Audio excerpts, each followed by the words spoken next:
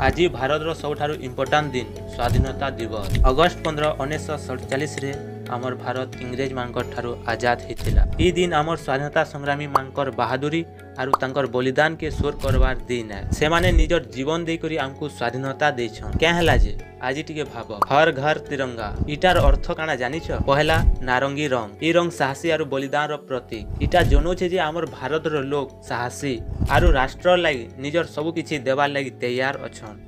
धला रंग ई रंग शांति आरु सत्यतार प्रतीक। इटा जनोछे जे आमे संकर संगे शांति रे रहमा आरु सत्यतार पालन करमा। सबुज रंग ई रंग समृद्धि आरु हरियाली रो प्रतीक। इटा जनोछे जे आमर देश रो भूमि सबुज एंता सब बेले संभाली कर रखमा जार द्वारा आमर देश रो समृद्धि रहबा। समृद्धि रो अर्थ खाली धन नाइ से शिक्षा स्वास्थ्य आरु समग्र जीवन स्तर रो सुधार आरु रहला अशोक चक्र धर्म न्याय आरु लगातार विकास।